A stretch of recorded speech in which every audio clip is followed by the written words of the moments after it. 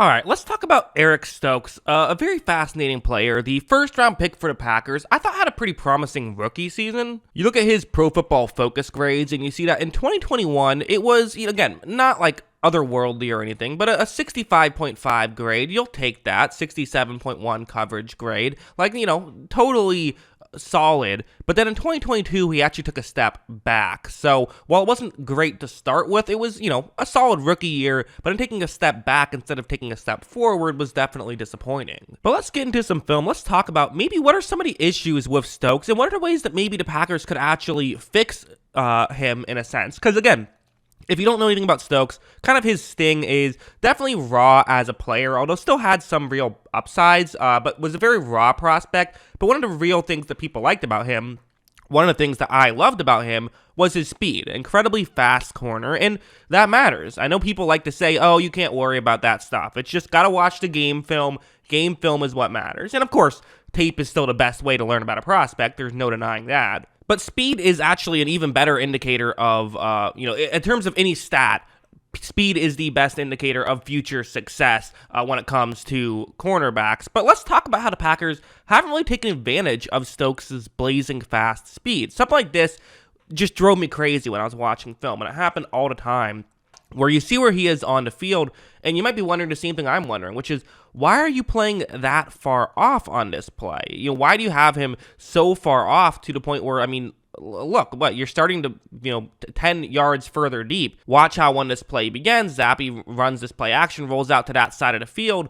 Stokes didn't even run more than a few yards further deep at this point, but there's just so much space underneath. And to me, this is not the proper way to utilize Eric Stokes. The proper way to utilize him is to have him be playing on the line, playing closer up, where he can be more aggressive. And if someone tries to win down the field, even if he gets a little bit out of position, maybe he can come back and make a play. Because here you see Zappe's going to make this throw underneath. He underthrows it, so it's incomplete. So hey, it doesn't hurt your stats or anything if you're Stokes. But this is just something that I saw pretty consistently that I would love to see the Packers stop doing. Stop running so many of these coverages where you have Stokes playing further deep. Modify these things to help out Stokes. You have, Jair Alexander on the other side. He can do anything, right? So really, you should be kind of game planning this for whoever you feel like your second best corner is, which, isn't always Stokes, which is part of the issue. But you could be game planning ways to help out. And if you're not going to do that, and you're going to keep him in this scheme that he's not great at, well, then just trade him to a team that maybe does that scheme. That's typically how I would view it. One of the issues I think you also saw with Stokes, again, it's not like it was all outside of his control. No, he was, he was struggling. He earned his lower PFF grade. That's totally reasonable to say.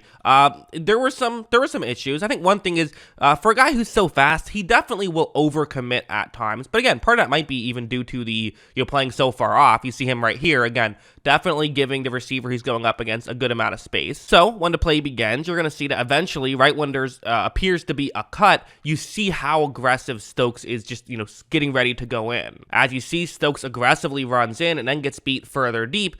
I would actually say a pretty good job of coming back to that play and nearly had a chance to knock it up, but it was, not quite good enough in that situation. And again, part of that might be, hey, if you're playing too far off, then sometimes you have to step in, and that can kind of, cause him to get sort of out of position that way. Also, guys get beat on double moves. It happens. So I'm not going to necessarily crush him for this, but this was just one of the ways that I saw him get beat at times last season. Also, stuff like this, which it felt like he just kind of made some tough decisions. Like I said, a very raw player, and sometimes I do wonder if these guys are just in better situations, would they be more successful? Or is it something like, a comparison I'll use is Damon Arnett, the first rounder by the Raiders, who many felt like shouldn't have gone in the first round, but still, he went in the first round by the Raiders, and he had this thing where in cover 2 zone, he would never go more than like 5 yards further down the field. And I kept wondering, why doesn't he just go further down the field? It seems like all someone should have to do is tell him, hey, go further deep and then you'll be okay and be a much better corner. And just no one ever told him that. And then his career flamed out.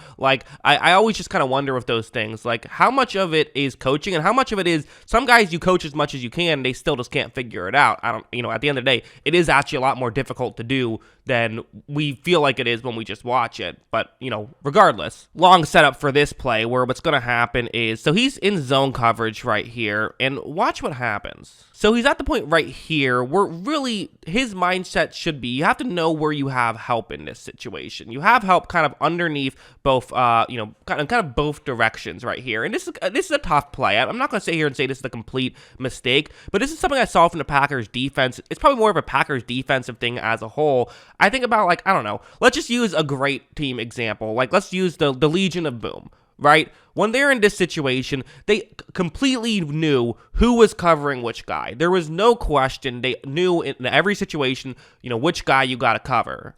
But over here, Stokes and Amos cover the same guy. Quay Walker covers nobody, and the pass is caught for a touchdown right there, which is, again, probably more of a defensive issue than a Stokes issue, although, Stokes was the key guy on that play, and you are the corner at the end of the day. You should know who you're supposed to be covering, so, you still can give him some blame. Again, maybe he actually did the right thing, and it was Quay Walker who screwed up, or it was Adrian Amos who screwed up. We're not in the huddle. We don't know. But at the same time, clearly somebody screwed up, and that was something that, happened far too often last year by the Packers in general, but also by Stokes. And again, there were just stuff like this, kind of this more simple stuff where it's going to be a one-on-one matchup, and this time you can't use the excuse of, oh, well, he's playing so far off that he has to come in, that gets it. No, this time he's, playing where you would want him here. Watch how when this play begins, you see how, he gets his hips turned so quickly towards the middle of the field to where if this is anything other than a route over the middle or a deep route, Stokes is in trouble. If this is the route towards the sideline, he's in trouble. As you see, it is a route towards the sideline, and he, really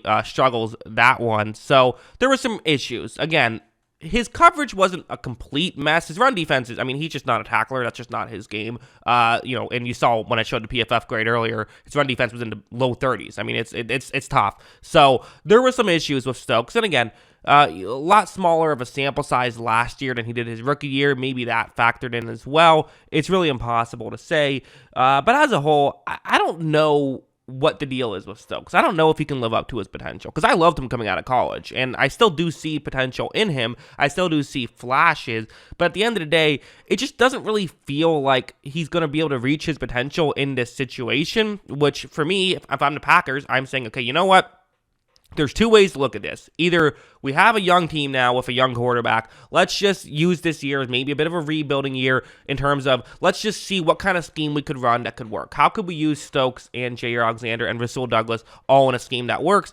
And if we can't, well, then let's just trade Eric Stokes to a team that can use him properly and can work that well. I don't know. That's probably how I would view it. But what do you guys think? Let me know in the comments below. Always love hearing from you. And of course, as always, thanks for watching. Also, I had one more thought to add on at the end here, so I'm going to just, real quick, the other side of things, if you are the Packers and you feel like you're ready to still compete right now, even with Jordan Love, well, then you just trade him right away, I think is how I would do that. But yeah, that's my mindset. Yeah, bye.